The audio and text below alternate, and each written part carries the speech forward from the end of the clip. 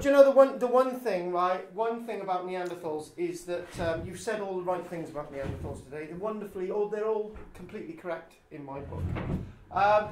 Since the days of school, when we were in school, we were all told the following about Neanderthals: that they were dumb, they become extinct, they were really tall and chunky.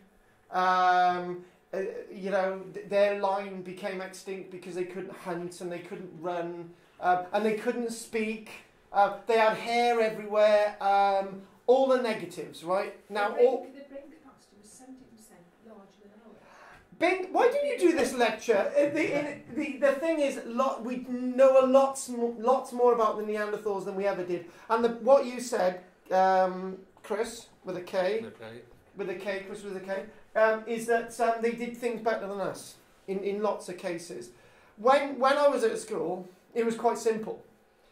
We used to have Homo habilis, who was the man who habited caves, woman that habited caves. Homo erectus. Sometimes you had erectus first and habilis because it couldn't work out which order went in. So we've got 2 million years ago Homo habilis, Homo erectus, 1.8 million, 1.5 million. Don't really know. We don't really know, really. Lucy comes in there somewhere. Heidelbergensis. We didn't know all them when I was in school. And then suddenly it branches off into Homo sapien Neanderthals. They were just called Neanderthals back then. And there usually was a cross here. These become extinct because they were hunted by these guys. Right? And then it went Homo sapiens sapiens, and there's a nice happy story. Right? But now that nice happy story has completely changed. What we do know is we had Homo florensis in Indonesia. We had the Denisovians who were all over the place. We had Heidelbergensis. We had Homo habilis. We had Homo erectus, Homo sapiens. We had Homo sapiens sapiens. We had Homo sapien Neanderthal. We had loads of other different species, right? All living practically at the same time. So that's what we do know. We also know as well that at some critical point, lots of species on the planet become extinct. Not just humans, but animals like the equus, like the horse. This is why I mentioned the Melvin Bragg piece on the radio, because it was very much about that. That at one stage there was loads of different types of four-legged beasts that we would think were horses today that look slightly different, living in North America. And then suddenly there's basically one example of a horse. And it's not the Przewalski either, because that's not the original horse. There's something earlier than that. And it's the same with humans. But the difference with humans is that humans were very much able to interbreed. And this is a key point. So what we're going to look at is just up by here, Shanidar Cave. Those that know about the Kurds and Kurdistan too, because there's another Kurdistan somewhere else, but Kurdistan too, the land of these northern Iraqi Kurds and northern Iranian and northern Syrian Kurds, is that this cave itself is the Garden of Eden when we look at Homo sapien Neanderthals. Except we've also got a cave now that's been discovered in Portugal. We've also got a cave that's been discovered in Croatia. We've also got a cave that's been discovered in Romania. We've also got a cave in Gibraltar. Let's not do the list anymore. And Spain, stop me. And France, Germany. We've got so many of these caves with lots of evidence that the picture for the Neanderthals is completely different from when I was at school. So things have changed. So let's basically have this headline bit here. And I'll have done this 5 times by the time I get to Bridgend this afternoon. So there we go. Neanderthals took care of deaf and disabled Buddy until old age. It wasn't actually called Buddy, it was called Nandy. Where they come up with these things from. So what I'm going to do, right, Lynn, give me a bit of your spiritual, start saying, because I've got to get something on my computer. Think, I will do this. Things get better and better. Lynn, you are so good. I love you to bits. I really do. So before we get on to this sort of headline, at Shanidar, we do Shanidar to start off with. The archaeological site is in the Bradost mountain range in Kurdistan, old northern Iraq. It was Iraq 2003 until the Allies invaded. And this wonderful cave itself has seen the remains of not 10, but 11 Neanderthals excavated there. And the remains of these Neanderthals are by far, far superior to the remains of Homo sapiens sapiens, purebred Homo sapiens. So let me get this straight, right? If you want to go by the textbook, it's Homo sapiens sapiens, which are us, which are pure human beings, which is now wrong, or Homo sapien Neanderthals, which are the ones that died out, right? Now, we know that we are now an amalgam. Even Alice Roberts would say, you know, I've got 9% Neanderthal in me. Where did that come from? That obviously come from interbreeding. But those old school of archaeologists, if you want to look at sort of us being a pure breed, try to sort of deliver that information. We don't have really good remains of our pure breed human beings, right? Non-mixed Neanderthals. We don't have much remains. The Neanderthal remains from 70,000 years ago are exquisite. They're perfect. And then we're left with the likes of the Lady of Pavlan cave, which I will say now, I think a lot of that was faked. We have the man at Cheddar Gorge, Cheddar Man, who dates to about 12,000 years ago. Those remains are not exactly perfect. You know, so we go back to Pavland, about 30,000 pure humans. Cheddar Gorge Man, if he's a pure human, which he's probably not, that dates to about 12,000 years ago. Not really perfect sets of remains, right? That's basically, we've got a few other remains as well. But when you look at Neanderthal remains, the remains are exquisite. The skulls that we find are exquisite. The bone structures are exquisite. So I was asked the question last night, a very awkward question. So why is it Neanderthal bones are so well preserved? What is it about Neanderthal bones? And I couldn't give an answer. We thought, I've had a little bit of a discussion. We thought maybe it's because of their diet. Maybe it's because there's many more sort of minerals in their diet that add to the bone structure and assist the bone structure to actually meaning that the bones are better preserved. That could be nonsense, but I don't know. But what we're talking about is the Neanderthal remains that we do find, the pure Neanderthal remains that we do find in the likes of Shanidar, before there's this interbreeding. Careful there. Before there's that interbreeding, the remains are of really good quality. So we're able to understand these remains better than purebred Homo sapiens sapiens. So there we go. So the remains at Shanidar Cave, date to about 70,000 years ago. And I'm going to chuck a question in you straight away, and you're not allowed to answer it, Ellen or Kathy. Why would looking after your loved ones be a disadvantage in evolution? Alan? No idea. Terry? Jane? Give us an answer. Disadvantage. Why would it be a disadvantage looking after your loved ones in evolution? Well, Because you've got extra food. So you down? Yeah, that's right. I'm going. Just that you've got more than you to look after. You can't be selfish and just channel in on your survival. Hang on. How dare you all say that? Because it's not a humanoid straight. It's a humanoid straight now, right? But back then it was a disadvantage. So you are right. In all that you're saying, or was it a disadvantage, right? Is humanity a disadvantage? That's the thing we should be looking at. You know, the greatest warriors in history are those without families and so on, and they're able to go out and kill loads of people, so they haven't got anything to sort of worry about, right? And they're able to go in there and just think sort of unaltruistically, and they're able to just go in one direction, and they're able to conquer and all the rest of it. Then again, that's a disadvantage as well. How did they know he was deaf? Well, it could have been because the ear bones show the It's the ear bones, which we will show. We will do all that in a short while. So, but also, if quickly. not being not racist, the other word, but if there is a familial disability and they breed, they will pass on that familial. Now so this you is. were talking about evolutionary. Yes. Caring really isn't about evolution, but breeding an evolutionary bad. Degenerative. Yes. Now there's one thing that we do know, and this is really key. There's one thing that we do know. That it's almost as if you go to the end of this lecture. I'm going to put it in there now because you've already said it, Ellen. Right? You've already said it, and this is a good point. I'll chuck that in there now anyway. if you've got a degenerative disease and you start to realise, you know, our population of Neanderthals does live into the 50s and their 60s, amazingly enough, 70, 65,000 years ago. That's another falsehood as well. When we were always in school, we were always told people didn't live into their 30s. People lived into their 50s in the period of the Neanderthals 70,000 years ago, so that's nonsense. But anyway, the point is about these degenerative traits, right? Kathy's seen it as well when we went to the Tomb of the Eagles on Orkney. They had a whole family, a whole breeding stock of people at the Tomb of the Eagles that had deformities. Isn't that right, Kathy?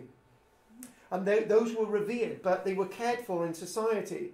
But then, again, it may have been a disadvantage. There's one thing to be said about this, and let's try and keep with the flow here now. Shh, Helen. One thing that can be said here is that maybe the Neanderthals at some time actually realised, which is a high level of thinking, that unless they breed with other types of humanoids, i.e. Homo sapien, or unless they breed with Denisovians, their blood stock is going to die out. It's seemingly that they actually realise at some stage that they've... And probably humans did as well. They probably said, well, there's traits that we don't like. Let's breed with those Neanderthals. I know this sounds bizarre, but that's maybe a way of thinking. So back to this as well. So within the cave that there's been excavated, and we will show you where that is before anyone asks that question, we actually find the sets of 11 remains of people who've been buried over 20,000 years. Right? Now this is, keep that a minute, Jim. 20,000 years is really important. And why is 20,000 years really important? So you've got 11 people over a time span that have been excavated in the cave over 20,000 years. Being buried at the same spot, in the same cave over 20,000 years. They all happen to be Neanderthals over 20,000 years. Why is that significant? 20,000 years is a very long period of time for people to remember to have a place in that cave of burial, right? In other words, over 20,000 years, they've got a homeland for their loved ones. It's like that elephant graveyard that you used to see in Tarzan. Yeah, it's the same type of thing. When we look at Stonehenge, you look at Stonehenge and you say, actually, Stonehenge has been used as a stone circle site for exactly the same purpose for 20,000 years. Stonehenge isn't even 5,000 years old, right? And it's changed its use throughout the generations, right? So what we're trying to say, that cognitive ability to think has meant that you're thinking that this cave is associated with one thing and our ancestors that we can probably trace back in our minds over 20,000 years. That's oral history. Could be also oral fantasy, but then again, there's a sense there. So let's look at Neanderthals took care of deaf and disabled body until old age. So what we're going to do, we're going to go straight into this, and there's a key to something else here as well. This guy... Not this guy, but the one that we're talking about here is called Shanidar 1. And there's an amazing thing about this whole project. Right? We mentioned the Romans, Alan, in a second. There's an amazing thing about the whole project with the excavation here. In 1956, they had the forethought to think about saving soil samples for future analysis in 1956. They sat down and said, what we'll do, we'll take chunks of samples of soil, leave it in the museum for 60 years for future archaeologists to examine the soil. There's no other artefacts in it to examine the soil. And now, because of that evidence of their forethought and foresight, we are now really understanding Neanderthals. Because in those samples, we've not only got evidence of charcoal, they made fires. We've got evidence of pollen. A number of different types of pollen found in those soil samples, and we can really work out what times of year that people were actually buried in the cave as well. Isn't that amazing? But they thought of that, right? Now, I was born in 1975, and when you think about it, it was only 50 years earlier that Sir Mortimer Wheeler was excavating at Killeen, right? I'm going to say it again, only 50 years earlier, right? 50 years before my birth was a completely different world. It was a massively different world. But with Sir Mortimer Wheeler's excavations at Killeen, he just decided to remove all the soil, get to the amphitheatre. Here's the amphitheatre, and people thought, what a wonderful Roman amphitheatre, right? All the evidence, all the soil samples of everything else were just discarded. Wouldn't it have been great that he kept some soil samples in every single layer that he excavated at the amphitheatre in Killeen, and answering some of the biggest questions of the day even today. was King Arthur at the amphitheatre. Is there dating evidence to say that there was humans actually using the amphitheatre at the time of King Arthur? That would have answered the question of the round table and all the rest of it. Fortunately, it never will, because that evidence has all been discarded, dumped into the river, made into railway embankments and so on and so on. Only a very short period of time, only 30 years later, did the archaeologists at Shanidar, the same type of excavators, the same type of mindset, the same type of universities, decided to keep samples. It's almost as if there's some kind of time travel going on there. Oh, no, well, we'll keep samples, right? I'm from the future, I won't tell anyone. And we'll be able to analyse this soil. I think that is incredibly amazing. And actually having museums storing mud unanalysed for 50 to 60 years, that wouldn't happen in the National Museum of Wales. I know some stories about the National Museum of Wales. In about the 1940s, 1950s, there was a huge collection of Roman tile in the National Museum of Wales in Cardiff. And they needed material to build at the car park. What did they use? The artefacts from the basement of the National Museum of Wales, right? But these people in Iraq chose to keep these samples. That's amazing. They chose to keep mud. That's amazing. So here we go. So let's go on to this individual. Yeah. Headline news: a new analysis suggests that a Neanderthal from over 50,000 years ago, so we've got the date range between 50 and 70,000 years ago, ended up being deaf, most likely depended on his friends in order to survive, was probably completely blind, mute, couldn't hardly walk, and he had an amputation on his right arm. And he lived into his 50s, and most of that done to him when he was a child. Known as Shanidar 1, the remains were excavated in 1957, only a year or so, only a few months after 1956, at the cave in Shanidar. And obviously excavated by the archaeologists, the American archaeologists and other archaeologists from around the world. There were Kurdish archaeologists back then, and there was actually a famous Kurdish archaeologist actually back then. So there were Kurdish and Iraqi people actually working on their own archaeology with that forethought. And several studies showed that parts of his body showed signs of injury, but nobody realised until 2017, when this article is dated. I remember reading out the headline news. 2017, nobody realised that in 2017 that this person was so acutely disabled that even today people would be thinking, why have we let that person live? That sounds terrible, right? But I hear it. You can be wandering down the street with the wrong person you're talking to and say, why is that person in that wheelchair? Why weren't they put down at birth? You hear it today, for God's sake. It's not me, it's them, right? Which is wrong. And I say, that's not nice. You shouldn't be saying that. That person's still able to think, and there's still articulate things that they can do. But this is modern day thinking. Why were they allowed to survive back then? We won't know the answer. But maybe they had more sense of humanity than that person that I'm walking down the street with. That's the key to all this, that sense of humanity. Is humanity wrong? Well, I don't think. Surely this isn't something from birth, though, is it? This is obviously something that's happened.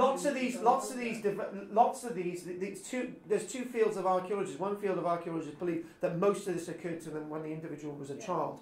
With a child, so the individual lived for another 45 years acutely disabled. What were you going to say earlier on, Jim? Sorry. Oh, sorry, I just thought I mentioned about, would the Neanderthals be used as slaves and then sort of interpreted that way? Like sex slaves? Yeah, well, perhaps they were like, perhaps they were more subservient sort of people. Oh, okay, now let's turn this around. Why weren't Homo sapiens used as slaves by Neanderthals if they were so advanced? They were just do it that way. It's very difficult to look at that one. So here we go. Suffered a severe blow to the side of the face very early on, a big breakage and the eventual amputation of the right arm at the elbow. And the person survived this. Humorous, right arm. There you go. Serious wounds to the right leg. A degenerative disease of some kind, complete loss of hearing because of bone growth on his ears, and he had a spinal defect as well. So if we go to this statement, and we'll look at my little bit of text here. More than his loss of a forearm, a bad limp and other injuries, his deafness would have made him easy prey to carnivores in this environment, and dependent on other members of society would not have survived.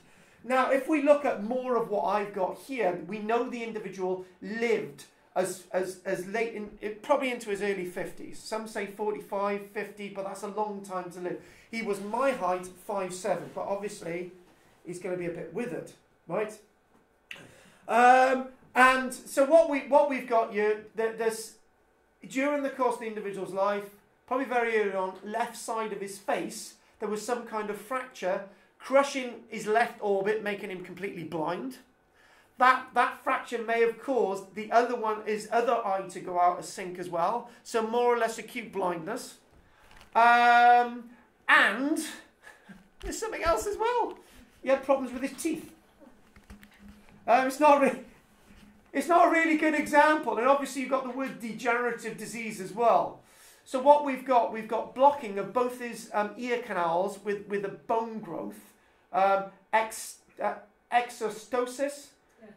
Got it right. Oh my God, exostosis. And basically, and you've got the withered arm, and obviously that's been amputated as well. And it's saying that lots of this is a childhood event, childhood trauma. And the trauma, because of bone growth, looks like it was associated with an early amputation at a really early age. So this individual didn't really get to understand life in any way, shape or form. It's that old adage. Isn't it a shame that that person who was blind all that life, wouldn't it have been great for that person who was blind all that life to have just experienced light for just a moment, right? This person really didn't experience much about life. And the idea that the individual was amputated, there wasn't first or secondary infection. The person actually survived amputation because of the bone growth and all the rest of it. So survived amputation. I think that's amazing. And the sense of paralysis down the right-hand side. So the idea that this person was able to be in society and to be able to be, kept alive for a reason, fed. Due to all the injuries, the side effects of trauma, this person was cared for by society in a meaningful way. When we use the word meaningful, right, this isn't a person who's just chucked into the corner of a room, right, and allowed to, let's just be graphic, wallow in their own feces, right? This is a person which would have caused death in a very short while anyway. This is a person that's actually cared for in a meaningful way, right? Meaning that we've got a sense of cultural connection with this individual. We've got the ability to have a caring community 70,000 years ago. Archaeologists wouldn't like me using the word community or civilization, but it's very civilized, this way of life. And what we have, when they started to excavate, and this isn't one individual, there are other people who are seen to have forms of disability and other problems within the archaeological collection of those individuals buried in this cave. So, actually, going away from that now, and there we go. And these are both the left and the right ear canals, and you've got the bone growth. So, in other words, one wasn't able to hear either, with profound deafness. So you've got the canals, Neanderthal, deformities likely to have caused profound deafness. So there we go. So this is something really, really severe. Was it Helen Keller who was acutely blind, deaf? Yeah, right. But Helen Keller. This is not Helen Keller. This is somebody with even more severe disabilities than Helen Keller, for Pete's sake. I used to see programs on TV about Helen Keller and what a wonderful person. But this is somebody with going against Helen Keller. Helen Keller had it easy. Sorry to say that, but this individual was in a very hard, very alien, very rough world. But then again, were they? To have a person that survived that long, was life really that hard in the Neanderthal world? Was it really that difficult? Even with a caring community, right? If life was so hard, it would be very difficult to keep this person alive for a year, let alone for a long period of time. So was it really that hard on the planet back then? Remember, the Neanderthals and the Homo sapiens and the Denisovians and all those other humanoids, right, were the predominant species on the planet.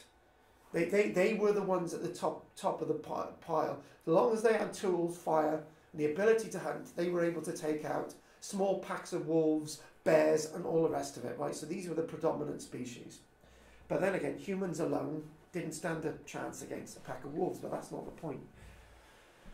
So if we sort of start to look at this, and the spirit of cooperation between Shanidar and Neanderthals, this recent study highlighted the fact that surviving successfully as a hunter-gatherer society in the Pleistocene period, which is that great period of changes of ice movement and all the rest of it 70,000 years ago, wasn't an easy task at all, and good health was more than necessary. So in other words, you had to be really fit to survive. Like other Neanderthals who have been observed for surviving with several severe injuries and limited arm use, Shanidar possibly needed valuable social support from his environment to reach old age. The debilities of Shanidar, and especially his hearing loss, therefore reinforced the basic humanity of these much maligned archaic humans, the Neanderthals. So that's a really good point. Let's look at another individual that we haven't got much information for, but we'll do that. But these are what these typical Neanderthal skulls look like. It's wrongly labelled. This is one of the skulls of one of the other Neanderthals in the cave. But there you go. This is typical Neanderthal skull, and look at the heavy eyebrow there, the head brow there. Yeah, the ridge. It's like apes and gorillas. They've got really points. However, isn't it strange for me to show this? And it's strange because we've actually found Neanderthals that didn't interbreed, who look very similar to humanoids, but were classed as Neanderthals because they had evolved to be very much looking like human beings, which is a very strange thing. That comes from a cave site in Romania. Not Romania, Croatia, where those individuals found in Croatia look so like humans that if they went into a marketplace with other humanoids, nobody would have known the difference. So in other words, we're looking at sort of interbreeding here on a natural scale. When we talk about interbreeding, it sounds absolutely horrific. It sounds like Dolly the sheep. But without sounding racist, and it's going to come across as racist, it's the same as a white person with a black person. It's the same as an Aboriginal with a black person, right? And what I'm not saying for one moment that a white person is a subspecies or a black person is a subspecies or one's a Neanderthal and whatever.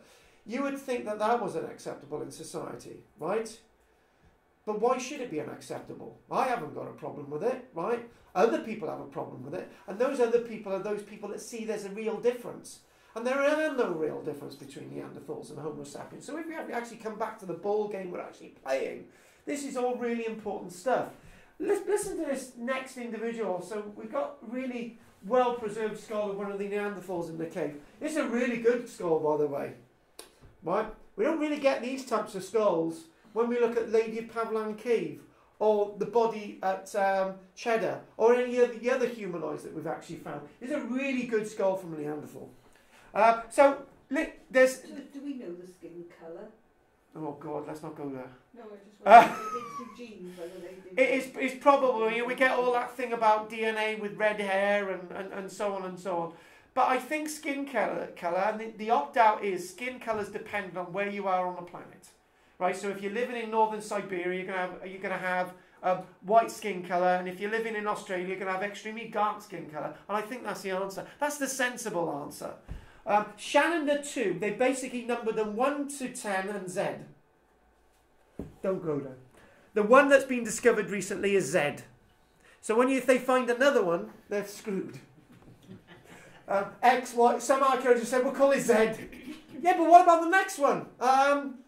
We'll call it symbol, a bit like Prince. So Shanidar 2, the burial number 2 was found of an individual who was 5'2" inches in height. And this is a rather interesting one, right? So we've got 11 bodies, 10 were deliberately buried, This one was deliberately buried after the fact. Interesting. This next one was deliberately buried after the fact, because the individual went into the cave to visit their loved ones at the back of the cave, or near to the back of the cave, and the cave collapsed on him, right? And then it looks like a few weeks later, when they went to the back of the cave to find the individual, they found that parts of his leg bone, right, the tibia, showed signs of teeth marks from a scavenging animal. So then what they did, they couldn't remove the body from under the stone, so they decided to tidy it up, put a couple of flowers there, put a couple of tools there, and to build a cairn above the body, right? So then that's classed as a burial after the fact. So it's basically like finding somebody down a mine and you can see their legs sticking out and you're thinking, well, we can't remove the body. We'll sort of enclose this bit, we'll seal it off and put a memorial there. So that's a burial. So this individual was also cared for after the fact. Now that's a very interesting thing as well. After the fact, they realised that this person needed a burial. They didn't have the engineering skills to remove a boulder that was tons in weight. So they decided, right, okay, we'll sort of have a memorial for them here. So that's really interesting. That's another relationship angle to go on to. So in other words, what we're talking about, say for example, is very different from people being left on a battlefield and after 20 years they're still there. This person died in a cave accidentally and they still wanted to bury the person, and they did. So that's another angle. We're going really deeper into this. We really are.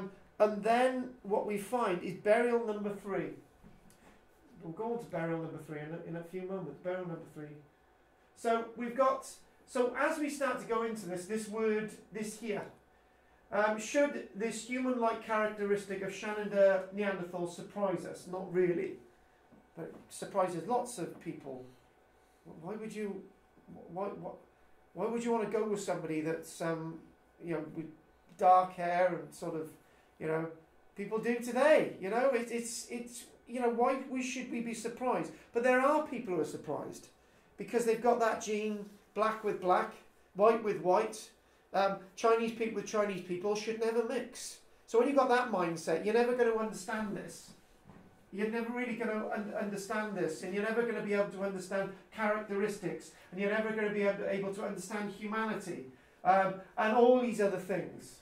As previously, there has been a long debate among scientists regarding how Homo sapiens and Neanderthal compared in terms of their cognition and intelligence. I would say they've got a high cognition and a very, very high intelligence. 17, not sure, 20% larger brain capacity, but it is bigger, right? Whatever size it is. Some anthropologists believe Neanderthals were just as intelligent as modern humans, or while others believe that Homo sapiens endured over Neanderthals because they were superior intelligence. Shanidar Cave 70,000 years ago shows an area of contention for the debate. And we've got bodies being buried with flowers. Oh my God, I need to bang my head against the wall. The reason we've got bodies being buried with flowers tens of thousands of years before our own Homo sapiens purebred, superior humans, which we're not going with anymore, were actually buried in the first place. We've got very little evidence of humans being buried before about 35, 40,000 years ago. But Neanderthals were burying their people thousands of years before these pure humans, right? This superior Homo sapiens who never interbred. So this is really, really important. And the wonderful thing is that when they originally found the remains in the cave in the 1920s under the very great Dorothy Garrod, who's now completely derided. It was Dorothy Garrod, who was an archaeologist, also a diplomat, that decided the borders for Iraq, Syria and Iran. Oh, I thought that was Gertrude Bell. Am I right or wrong on this one, Kathy? Have I got the two wrong? Kathy says got it wrong. Have I got it wrong? If I got it wrong, I apologise. There was Gertrude Bell and Dorothy Garrod, right? If I got that wrong, I apologise, right? Take that statement away. Let's go back with the archaeology. Thanks for that correction. If I'm wrong, I'm wrong. So Dorothy Garrod, in her very wise wisdom, she was a very good archaeologist, like Gertrude Bell, very good archaeologists. But one was to blame. One was to blame for the borders. I'm in a hole. I'm out of it. Job done. But she decided, in her wisdom, right, that we'll collect some samples and that's it. We'll close down the cave. She actually thought as well that there were going to be people investigating the cave in future generations. Let's leave the cave as it is. Compare her with Sir Mortimer Wheeler. Let's dig up all of Calais and not keep any samples. There you go. She found animal bones, a few tools, hand axes, human remains, and said, right, that's enough. Marked it on a map, future generations. 1956, they're going in there, and they're still excavating there now. There's been obviously various wars, and this idea of pollen samples being found in chunks of the earth that they're removing from this wonderful network. Now this is wonderful. This is not the only finding of a Neanderthal burial, as we've already said. There's been 11. And these burial, it's rather interesting. We find remains, the difference between remains and burials, because burials have been naturally buried. So we looked at the La Chapelle or Saint site in France, which is near the west coast of France, below Brittany and so on, the Channel Islands. And this site, we looked at this, and it was also a site of burial, funeral burial in France. And we looked at this and we said, oh, how surprising is that? Then again, should we be surprised? That's the point. So what I'd like next to do,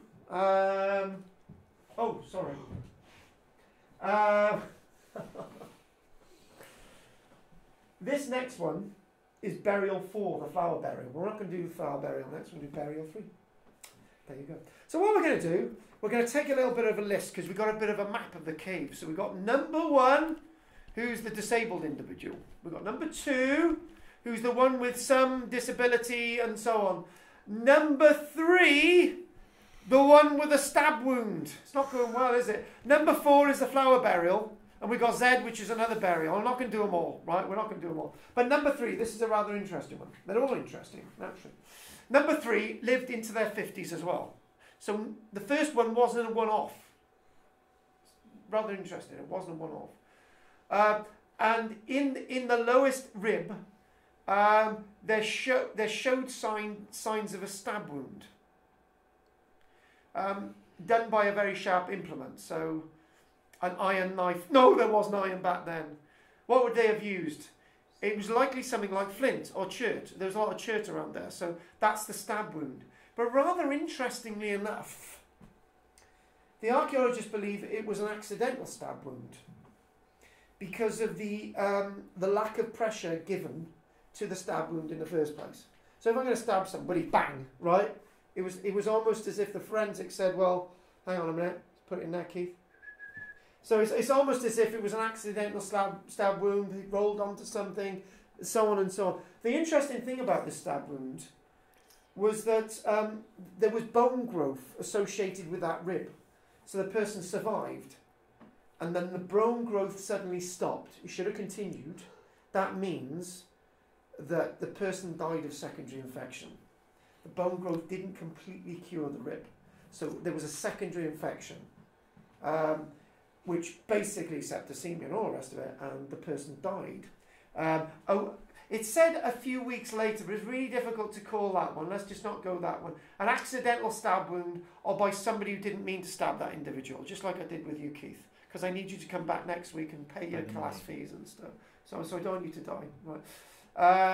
So the interesting thing about this is this individual was buried, and there's also something that we come into Shanidar 1. We've got evidence of a degenerative disorder. So at some stage, whenever in life, good point, Andrea, when did all this happen? But some stage, the degenerative diseases start to kick in, right?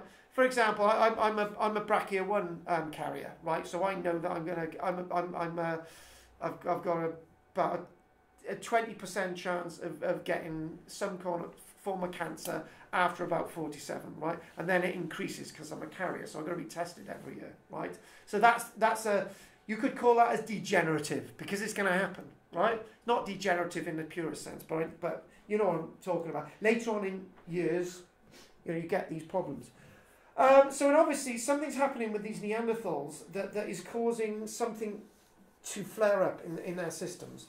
Going back with that intelligence, saying, okay, starting to realise that, you know, our populations ain't increasing, right? Maybe it's a good idea to interbreed with those humanoids, or maybe it happened. What's to stop love? This is the thing. You know, what's to stop love? And the interesting thing is, when I talk about colour, the Neanderthals were probably the same colour as the Homo sapiens anyway. So it's not even about colour now. It's about just a slight difference. How many of us have... Okay, Lynn, why did you marry a person who looked like an ape in the first place? See, Lynn did it. Yeah. That's the point. Thank you, Lynn. It's a good thing there. So I think maybe what I'm going to do, we're going to look a little bit about this body, okay, and then we're going to take a break and we're going to look at the implications of the flowers and the yarrow and the cornflower and the bachelor's button evidence of the pollen that we actually found associated with that burial. We're not going to do that in a minute.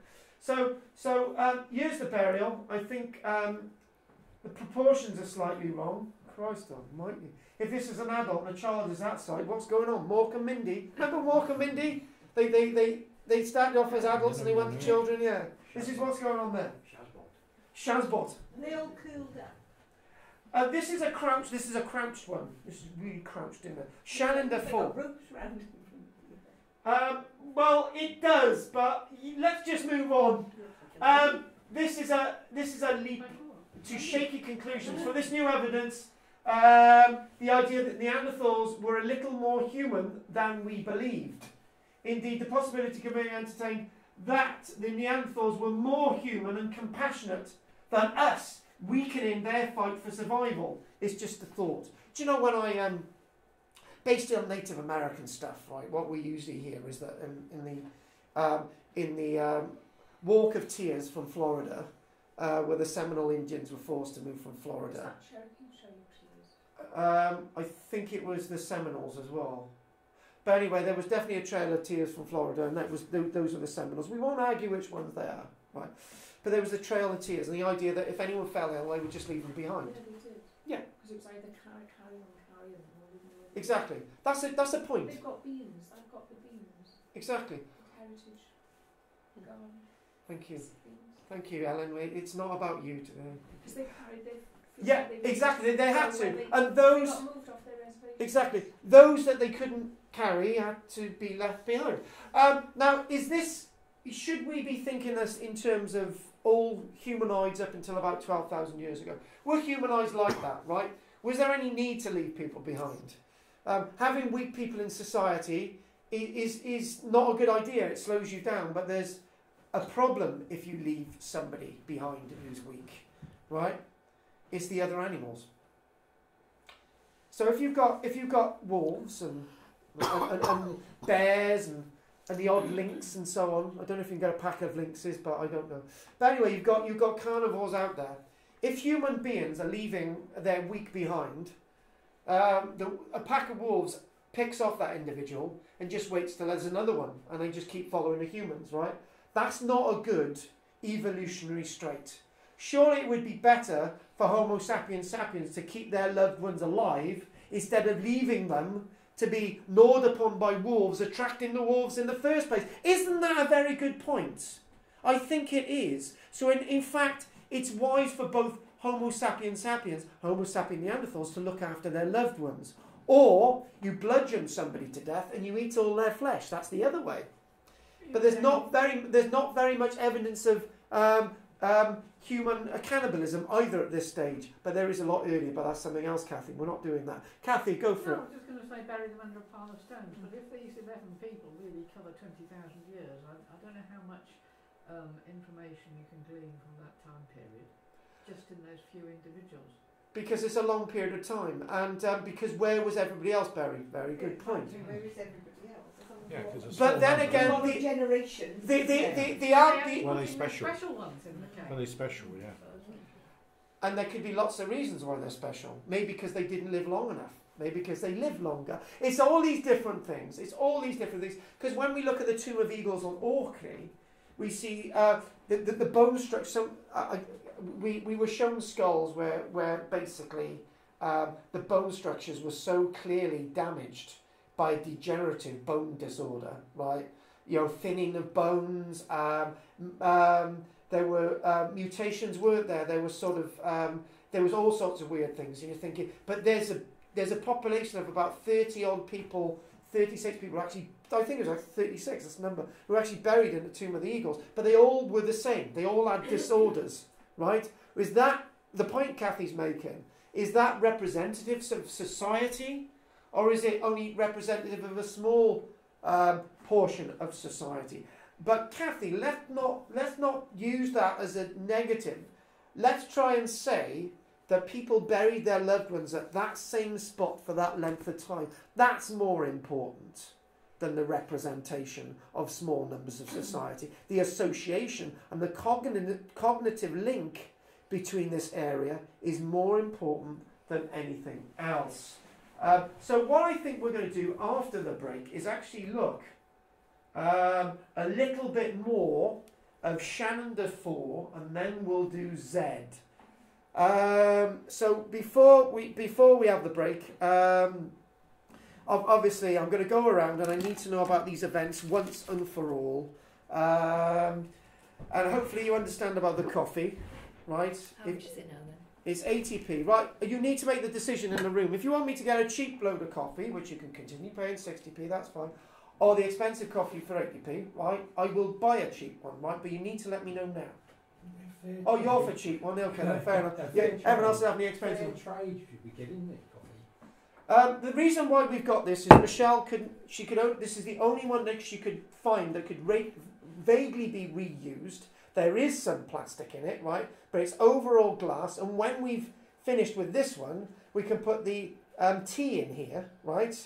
You can get refills, can't you? For I think you can actually get refills on the internet. I've been seeing them. But anyway, any questions? And we need a break. Yeah. Go on. Is there any evidence of... We've got Neanderthal DNA. Have we found any Homo sapien evidence in Neanderthals DNA? The other way around, in other words?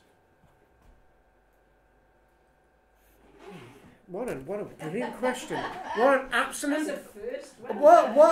What a... I've had two brilliant questions about this, but that is a...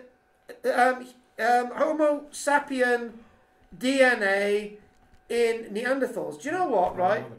That is well worth a look. You know, that I can't answer that. I'm not going to go there, but that's a good question. That is top marks, right? Well, I suppose the Neanderthal skeletons from the whole altar.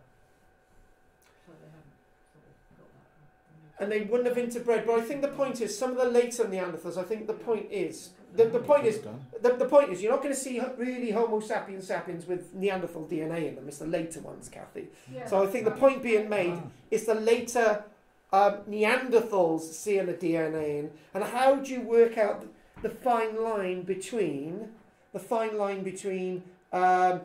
interbreeding, a sort of pure interbreeding where you've got a mother who's Neanderthal and a father who's Homo sapien, and sort of this is a little bit of a leap, and then they've just gone back to Neanderthal human, then Neanderthal. That's where you're going to get the DNA evidence. Good point. I need to think. I would need to look at that one. Right. Okay. No more questions. And we'll have a break now. Thank you very much. And Jenny hasn't said specifically, warm up a seat for next week, Alan. So, I'll warm up a seat. This is like the Borg thing, isn't it? It's like a Borg ship. Do you know Alan takes a lot of stick, doesn't he? Carl, are you still taking checks? Yes, I am. Who do I make it payable to? Gandalf the Brave. No, make it payable to KARL-Langford. The KARL-Langford. Yes, Carl Langford. Yes.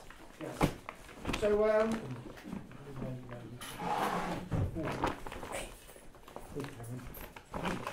what was I thinking, right? Get on with that as soon as. If anyone wants a piece of cake, right? speed things along. Once piece of paper, take them around. Anyway, thanks for that, Chris. So, yeah. See if anyone's pops up. Right, okay then. Let's do that then.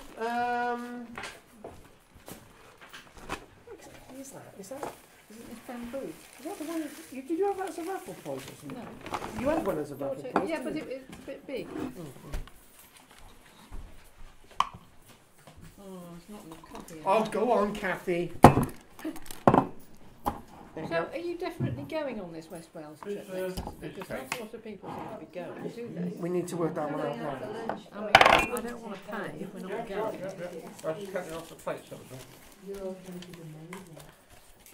I need to check now. Your pen is amazing.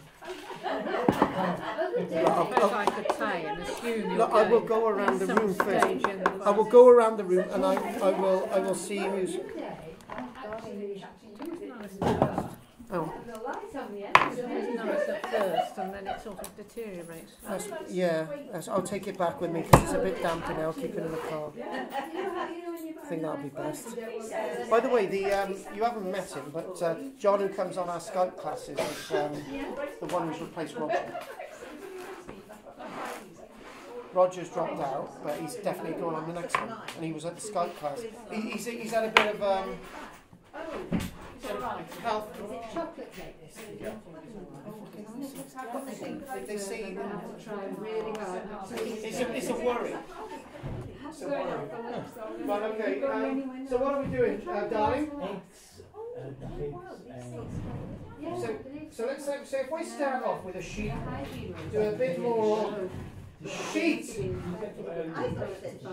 So Jim, I didn't even ask your opinion. Thank you. I never do. So how much is it? No, it's 360, isn't it? Because it's a duck.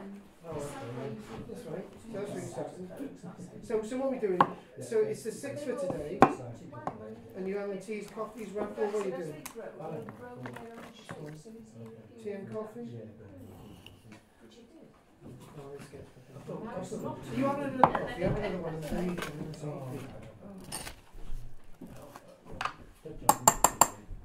I can't remember how to get the light on the pen. So technically, because you had something over 60. Oh, on that end. But don't have another one. I think we'll have to start paying you for the ingredients. It's so kind of you. We got The ad light. Especially when we actually when we order it.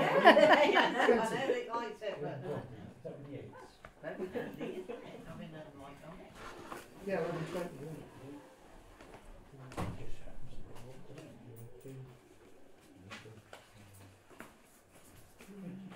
Thank you. That's you done. Get done and dusted. Oh yeah, what about bookings for your next ghost? You can do now. It's £8 if you pay before, or you do it online. Oh, okay. Online is PayPal. Yeah. I'll got PayPal. Yeah.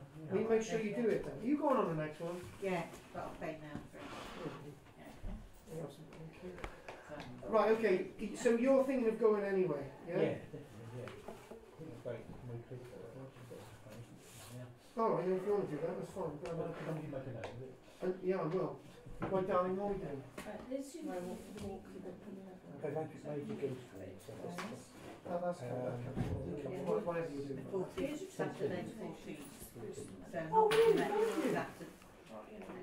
Oh, wow. Not Saturday coming, the week after that. So that's lunchtime. That's a lunchtime. Oh, that's it's actually at the St. Nicholas Community Hall. Not in the studio. Yeah. Alright. So it's my biggest space. Oh, you're fine. You've got there. James Bean then? Yeah. Forks on, it's I going to will be a pack bit sticky, alongside isn't it? the side. What's this one called? chocolate since What's yours doing now? What kind of coating have you got on the outside this time? Sorry? Are you definitely What's the doing it? coating on the outside this time? You've So, not seen well. is it cocoa butter, syrup, bit of vanilla essence, and icing sugar. So you're doing it, you're definitely I doing think 29th the of recipe March. says something like the easiest chocolate cake ever. Yes. We've got one As for As long as you, you're Nick. a Chuck everything in the bowl. As long as you're a I forgot about I really Then, appreciate that. boil about half a pint of boiling Thank you, water. Ellen. Oh, chocolate Just cake. mix it like water. Dress up in a toga. No, no. So I'll have Um, cat's piece. You just pour the boiling water so that it's almost liquid. Then What are we chuck doing with you, the darling? tins I've got. Anybody want any hot water while I've got it? Yes, please. Yeah, please, I'll have a cup. Oh, dear. That's right, don't worry, I'll go back and get one. Right, I'll put it on. 50 to 2. Probably enough here for one. Yes, don't use I take 10 pence off you too much. Kathy will have a right go at me. no tissues there. She had a right go at someone else who paid too I'll little. go and put it up again. Thank you, Chris. darling. Thank you. So that's you sorted. I don't want to say done because it sounds terrible. You're done, you are. Alan, let's do you. Yep. What are you doing, Alan? Oh, sorry, not quite reach. Heavy breathing down your. Oh, look at that! Look at that, Alan. Have you ever thought about going to a bank? Oh, you can't because there ain't any. Thank you, darling.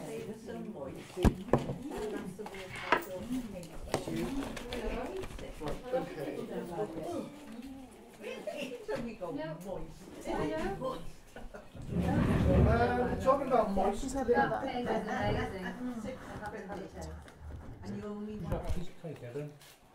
I haven't had a bit yet, but yes, please. Oh, I do.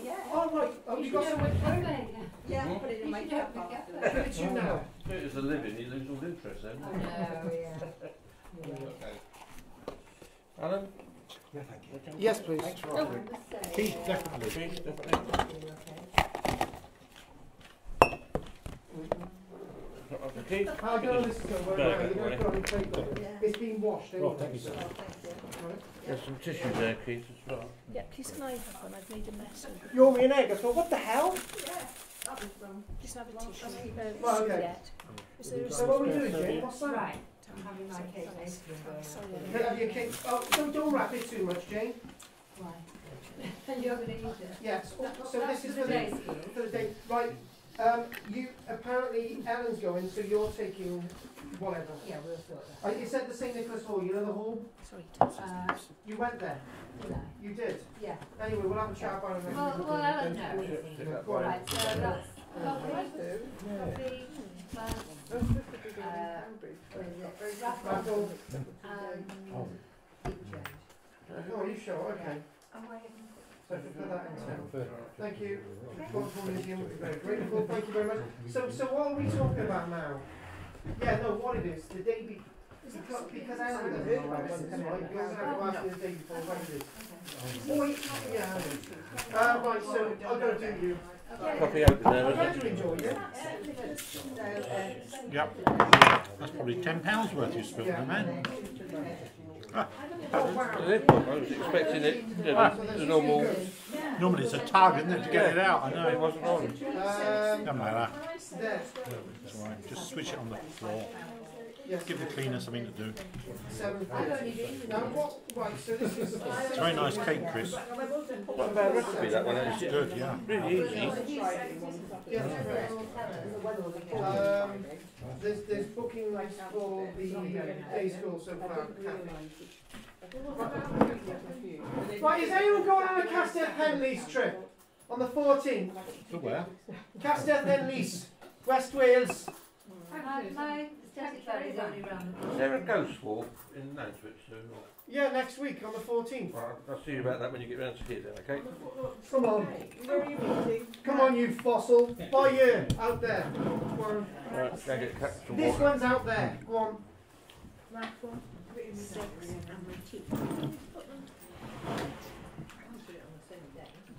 What's this? Oh, you put them on the same day. What? Well, they're only around the corner from each other, aren't they? No, the ghost chemtrail van Oh, the go- and the ghost walk. I gotta come back here Oh, anyway. the ghost walk. I gotta come back here anyway. But we obviously. Well, bearing in mind how often we spend an awful lot longer doing things. Yeah. About late. We get that late, don't we? Well, it does the same. Is anyone interested in Pentraifan? Ivan, yes. That's the same day, isn't it? Right, what we'll do, we'll get it, right, okay, we're going to have to call this in a minute. Right, so you've done, well, what are we doing, Keith? Oh, 8 quid change, sorry, 12 quid change, take 8 off this. Oh, fuck, So it's 6 quid, 1 for raffle, 1 for coffee. You say we finish at 5 and Give me about 7:30. 12 quid. If I change the date, if I change the weekend for Pentra Ethan, would that help? Yeah. When you meeting for the Or we could even do it on the Sunday. We're meeting outside here, it's on the 14th next week. Yeah, what time? 7:30. Just give me 12. 3. Sorry, I'm so... It's whatever. 9:30. No, The ghost walk, you nonk. One, two, two, one, Three. two, One. 1, 2, Two. 3, 4, 5, 6, 7, 2. 8, Three. 9, 10, 11, 12. That's 10.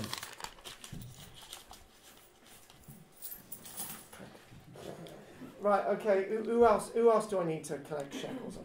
Right, okay, what if I change Pentra Ethan to the Sunday? Would that help? Not me. Right, who wants to do Pentra Ethan on the 15th? Ivan. Oh, right, who wants to go on the 15th? Well, I do, but if nobody else is going, there's no point. is there? Well, What is this one, anyway? Pentra I'm got a Ethan. piece Well, of paper, haven't I? Pentra Ethan is the Pentra Ethan is and Casteth Enlys, right? So Pentra Ethan is a nice standing stone site and Casteth Enlys, okay? Right. Would you have the 'Cause- attitude to do it a day after a ghost walk? Oh yeah, I'd be able to do that. So, It's a long way. oh, I won't be doing the driving, Michelle would. So it's fine. It's about time she bloody did something. But how There's a many fault there, so people have you got? Right. So this is the point. Back to reiterating all these things. The new body that's been found is Shanidar Z.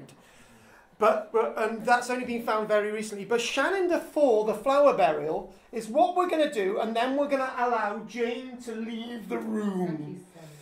Okay, because Jane, I know you've got special needs. I know, like lunch. So Shanidar 4, the flower burial, and then coming up, there's a little plan coming up, but floor is the flower burial. So Shanidar 4, this was an individual that lived into their 50s, and the body was found in 1960. And in 1960, amazingly enough, they were already taking routine soil samples from around the body. And they had no idea what they were really gathering. But the idea back then by the archaeologists were that in future generations they'll be able to reconstruct the paleoclimate.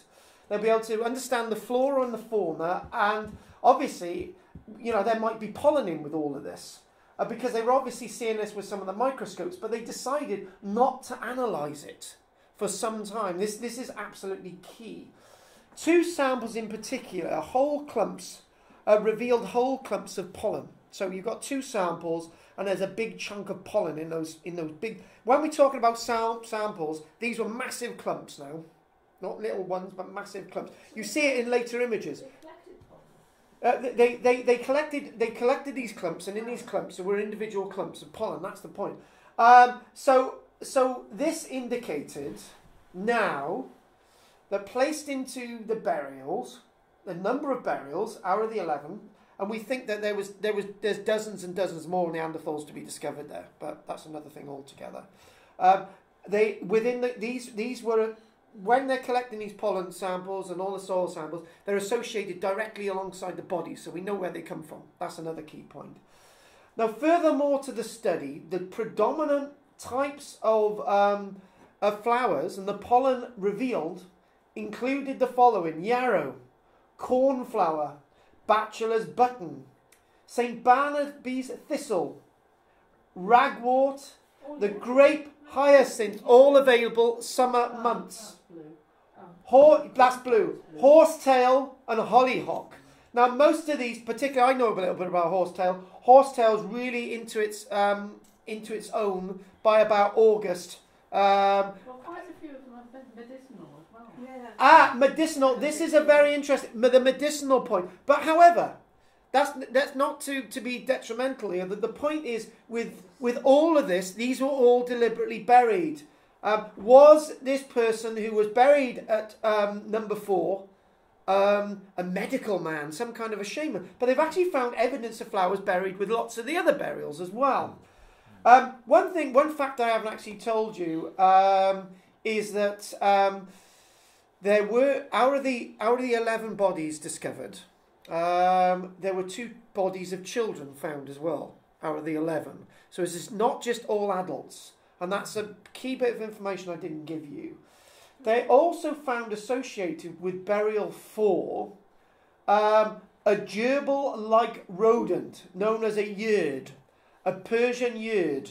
A gerbil-like rodent. They found remains of the gerbil-like rodent. It may have been that the rodent itself was burying in to sort of get access to some grain or something else buried there. Perfect. And actually, human skulls are perfect homes for little rodents to live. And in an episode of Time Team, right, they found a big kist burial, which is a stone burial with a stone lid on it. They got all excited. They thought, nobody's ever lifted this lid, right? And then they were really disappointed.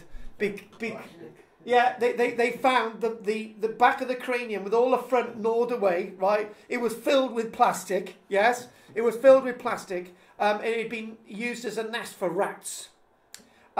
Skulls are perfect homes for little rodents. With this thing about Shanidar, initially looking at 4, and then they're coming across Z. Why are they saying it's a middle-aged human ancestor? Do they think they're saying that number 4 is only a human ancestor? Or are they some people who think Neanderthals are all human ancestors? It's a press. Is somebody writing a press report that's completely confused? This is a confused person, right? It's the same as that article back there that said that Neanderthals become extinct. But even if you're saying Neanderthals become extinct, Kathy, we've got evidence of Neanderthals surviving as their purest form by about 25,000 years ago. So that's wrong in itself. So going back to that, as I say, don't always read the text that's in front of you. Sometimes it's misleading. Yeah, so this. Yes, it's very stinky. Yeah. It's a bit like the blooming lilies. Michelle had lilies for her birthday, right? A massive pose at lilies, right? Yarrow is pretty stinky. Yeah, she had, and I went into the house and I said, it smells like a morgue in here, right? She said, I love the smell of these, and I said, yeah, I love the smell of a morgue as well. Anyway, they were beautiful, but they do. But could the flowers have been there to keep the insects and that off? Hang on, everybody, right? These are all good points, right? But the point is they were collected to go in the burial. That is the point. Whether it's medical man or to keep away smells or whether it's ornamental, right? They were collected. That is the point. They were buried with flowers. That's the main issue, yeah? Don't overanalyze that, right? Because you go into other territories which you already have. And the other thing as well is, right, you just said it, maybe they had some of these to keep away the bad smells. Isn't that a cognitive thinking individual? Yes, let's just move on. So what we've got is this body Z is fascinating. I showed you some images the other week, but we're going to do it again. So this plan here is rather interesting, right? You can't really get detail. Chris isn't at the back saying I can't see it, so it's tough, right? So what we've got here, we've got at least around 4 meters of earth in this cave, at least 4 meters, maybe more.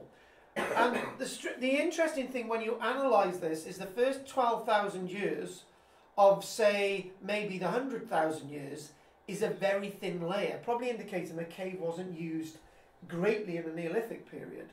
And then what we've got here is this individual here, Shanidar 1, in the top layers of the contexts. But who's to know how deep they buried these at different times? And number 2 is way down here. That's the one that the rocks collapsed on them. There's the rock there. We've got Shanidar 4 somewhere there. And so, in other words, what we do find is all the burials rather mixed up. okay, at different periods of time.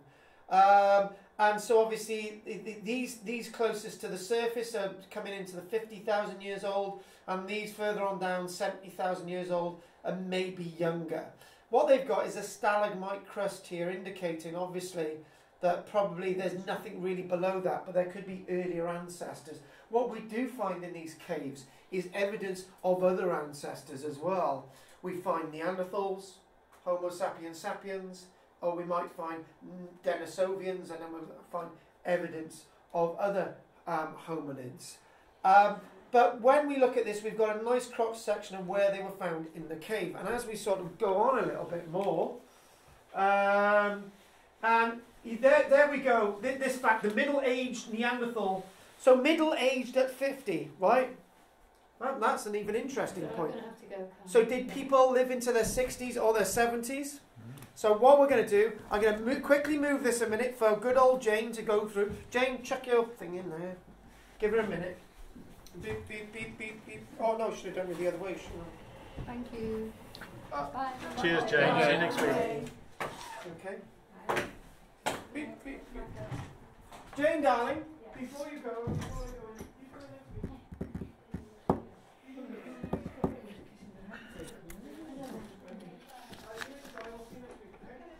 Take care, Jane. Bye. Which is the 12th, and then the week after the 19th. Beep, beep, beep, beep, beep, beep, beep, beep, beep, beep, beep, beep, beep, beep, beep, beep, beep. So there you go. So right, here we go.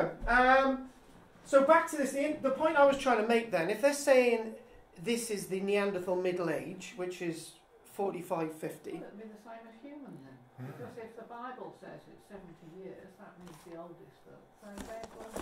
It really ties in, doesn't it? Doesn't this change what we were told at school? People really didn't live an old age. And I think when we're looking at archaeology, we've got, I'm in my 40s, so technically I should be dead. But I'm planning to be teaching. I'm planning to be still teaching when I'm 70. So I'm not even halfway through my life. So, but when we look at evidence like this, what we do see. When we look at evidence like this, we do see that these actually go against the norm, because I don't really think there's a norm. Archaeologists have put these barriers in and they're not really right. It's a misunderstanding of the life expectancy thing. When you do, again, quickly, life expectancy. Kept saying, I'm going to die next year, life expectancy is... I couldn't get across whether the life expectancy at 78 or whatever it was not the same as a baby who's just born. She could not get it. Exactly. So what they usually do, they take all the...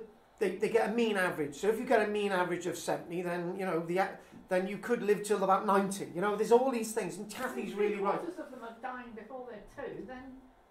You put all them into the fact... Exactly. So, but the mean average at Shanidar is roughly 45 from the ones that they've excavated, even if you put the two in, the younger two as well. So, so when we look at this, the flower burial, okay, the interesting thing about the flower burial, some archaeologists disagree with this. And with the flower burial itself, this is where these wonderful slides come in. Now this is, again, middle-aged individual.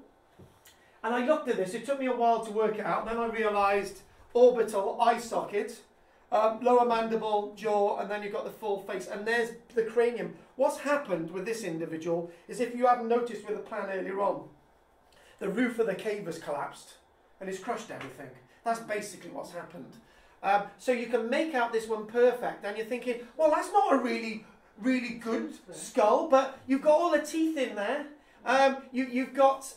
and the other thing as well is some of the finds in Croatia show that the odontal record is very similar to normal anatomical humans, So, but anyway, let's not do the teeth a minute, because I'll throw a spanner in the works, because I'll set Ellen off. But this is a skull that's been reconstructed. And I tell you what, trying to reconstruct a skull from bits is really difficult. I've had somebody trying to reconstruct a skull for 5 weeks. It's gradually coming together, but it's a really difficult task. You can imagine somebody's in a laboratory and they're spending months trying to reconstruct this, but it's well worth it to add into the collection. Shanidar Z, but this isn't it for the skull. It's all there basically, that's what I'm saying, but it's not it. And then you've got some of the spinal column coming in there, and then do you know what? This image, this Shanidar Z. When I saw this a few weeks ago, I don't know, I went dry. It was. I thought, wow. I have seen rib cages, and I have seen rib cages. If I found this in a Victorian cemetery, I would say that's a good preservation of a rib cage, right? This isn't Victorian, folks. This is in that category of 70,000 years old. Even if it's 20,000 years old, this is the best set of ribs out there. This is a far better preservation than the body at Paleolithic Cave 30,000 years ago. Far better than Cheddar Man's rib cage, and that question, that DNA question about the DNA question. The question is, was there something in their bones that led to fine preservation? Because this is fine preservation. Yeah, but caves aid that. They're not subject to where they're. Hang on a minute. Stop there a minute. Stop there a minute. Yeah, you are right. Ellen, stop a minute. You've got to stop a minute. The reason why you've got to stop there, you are right. But Cheddar Man was also found in a cave, and the preservation of his body isn't great. Haverland isn't great. All caves are not equal, are they? I mean, some might just, the combination of climate, humidity, etc. might just suit there. But there is one thing, lots of Neanderthal bones are in a really good state of preservation when they're found. That is why I had to stop you, Ellen, right? And I had to stop you, Ellen, sorry so rudely, but what I was trying to say, the bone, I've said this throughout, the bone record for the Neanderthals is far superior to the anatomical Homo sapiens sapiens that we're talking about at any level. And lots of these have been found in caves, may I add. Geographically, they would have been in a certain area, whereas geographically the other ones were in other. Well, we're daintier and they're chunkier. So what's this saying? We've got a bit of a debate here, and I think that needs a little bit more investigation, like the DNA question needed a bit more investigation. And yes, do you know what? I searched for this, and I've actually got a scientific paper that I need to look at, but I didn't actually get that far, unfortunately. But I need to look at that. There's something else about the bone structure that gives them far superior preservation. And I don't want to give any answers there. I don't want to say anyone's right or wrong. Do your own research on that and come back to me next week. I need to read up on this as well. I like this thing about the DNA. Oh, God, that's something else. Anyway, moving on a little bit further. Look at that as well. Now, look at the carpals there. Look at the... So that itself is a hand. And look at the fine preservation of that. You don't see that in a record. It's perfect. Even with bodies you excavate in Roman sites, and even with bodies that you excavate in Victorian burials, usually the carpals and the tarsals, the hand and the feet bones are really in a bad state of preservation. But look at that; they're absolutely perfect. And it also shows you that the digits were quite long. They are quite long as well. You can actually get the scale there. That's actually 3 centimetres. So these are the digits. Very, very long. Very, very, very long. So you got, that's 3 centimetres there. 3 centimetres. And again, I'm not really about the size, but the preservation I'm more interested in. We don't get this. And I see the point that Ellen's making. Look at the spinal columns being taken out so they can work out these in the laboratory. And obviously, spinal column, you're going to find some other pollen analysis within this sample as well. Some archaeologists have argued, I've seen one archaeologist argue, he said, well, actually, all the evidence of pollen in the cave naturally got into the cave. And I'm thinking, yeah, but he still argued it, Ellen, this is the point. They don't want, yeah, go on. Right, supraorbital ridge, a really large pronounced one, large nasal cavities and long fingers and toes are all relevant to apes and that. And also pollen, when it's bees that bring pollen in, if it's in little clumps, and they bring it in their pollen sacs. So the clumps are about this big, but when they come into the hive, they can drop some off accidentally. So you can collect loads and loads of pollen under a bee colony.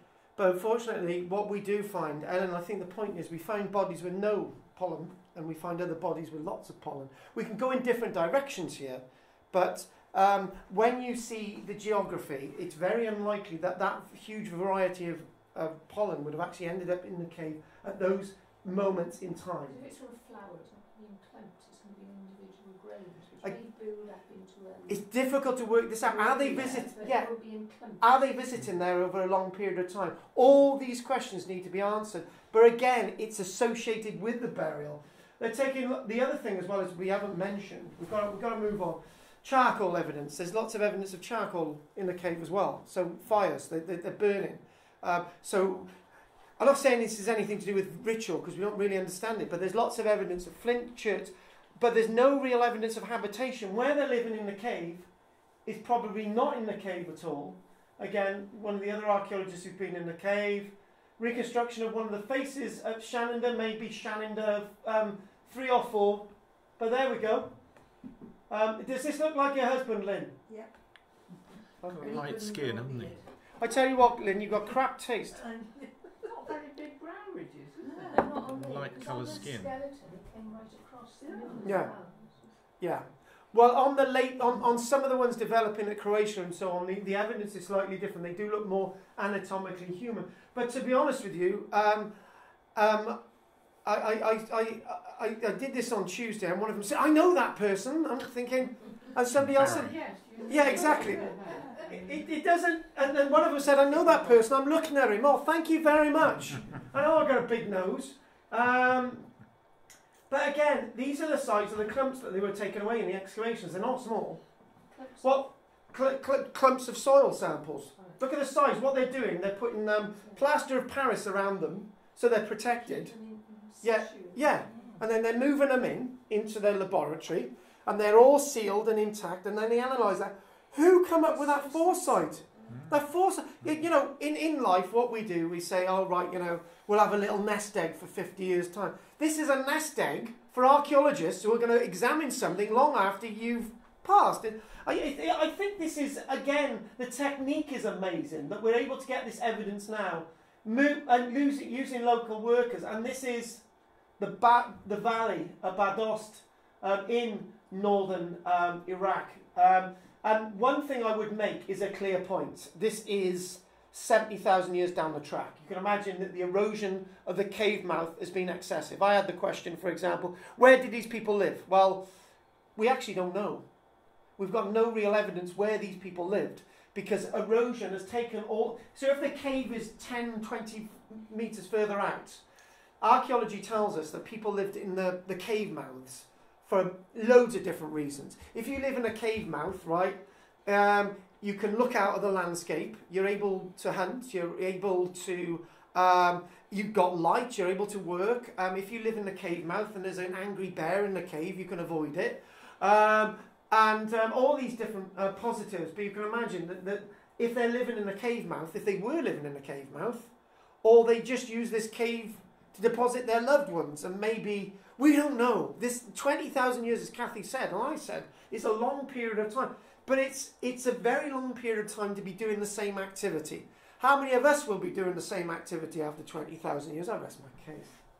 I know you'll live on, Kathy, for 20,000 years. You're still coming to these classes then. Best of luck to you. Every 5,000 years or so, they have, "Oh, I know, let's bury somebody in that cave," and then they forget about it, and another 3,000 years pass, and they say, "Oh, I know, let's bury some." But there must have been some connection. They must have known that somebody's there, because what they're not burying the people over here.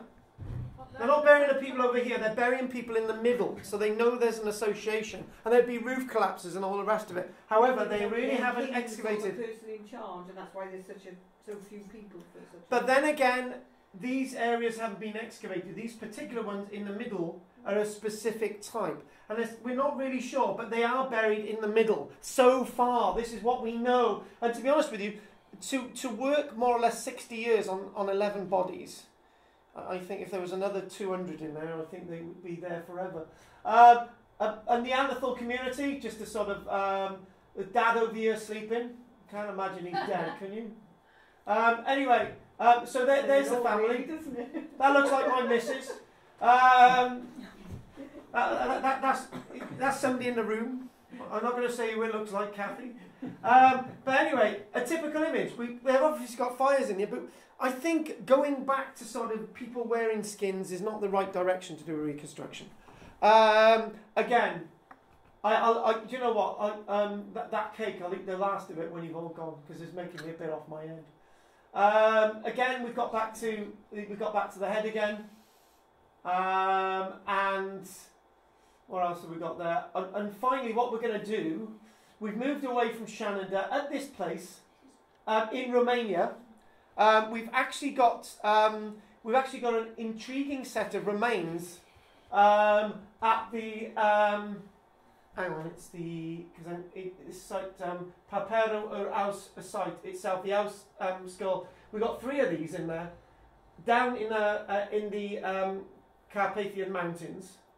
At this site itself, these bodies themselves, the DNA, it's half human, half Homo sapien sapien, and the other part of the DNA is Neanderthal. And then we get to another site. There's a site known as Valheo, Valaga Valheo in Portugal. And the Valaga Valheo set of human remains is intriguing. Very similar to this. In 1998, the discovery of early Paleolithic human burial at the Valheo site, dating to 24,500 years ago. So this is, thousands of years after the ones at Shanidar. And the individual was buried with pierced shells, which were covered in red ochre. But the interesting thing about this 4-year-old child remains that they found had an anatomical Homo sapien sapien parent and one that was Homo sapien Neanderthal. It was the admix mixture of human DNA where the result of a Neanderthal and a Homo sapien sapien linking. And then finally, the Vinjaya cave, which is in Croatia, is a very interesting Neanderthals indeed. Found in 2010 at the Croatia. So Croatia is where the state which is in old northern Yugoslavia. And this site, the bodies date to roughly about 28,000 years ago. And finally on this, the strange thing is, the exact words are that, here we go, the hominid specimens at this cave, the overall morphology exhibits a number of traits that sit closely to anatomical Homo sapiens sapiens in Europe than to the traditional Neanderthals. There was a non-traditional Neanderthal, looked like humans anyway. Nobody can win an anti-argument now. These include a thinner and less projecting brow ridge. So there's really an undetectable brow ridge. Reduced facial size. Narrower front teeth. Dental record very similar to a normal anatomical Homo sapiens sapien. Though some of these differences may due to be the fact that they may be an isolated pocket of Neanderthals, but they were very glacial. In reconstruction, it looked very similar to modern-day humanoids. So in closing today, I think we need to say, and we need to ask the other questions, not sort of, did Neanderthals become extinct? The answer is they didn't become extinct. They interbred. I think the intriguing questions are the ones that we've come up with. What about Homo sapien DNA in a Neanderthal set of bones? And also the other thing about the preservation of the bone record. But I think I can successfully say that Neanderthals never become extinct. All the evidence tells us that they interbred, and that's how they survived. And then the final question is, did any Neanderthals survive as a pure breed, and until when? Or do they still exist on the planet today? Are there any final questions?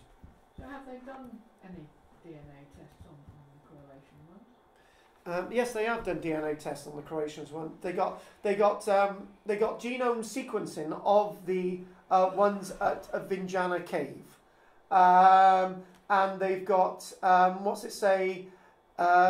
that they've got really firm Neanderthal sequencing, and they've now identified 4 individuals who were genetically closest to each other than any other Neanderthal individuals on record.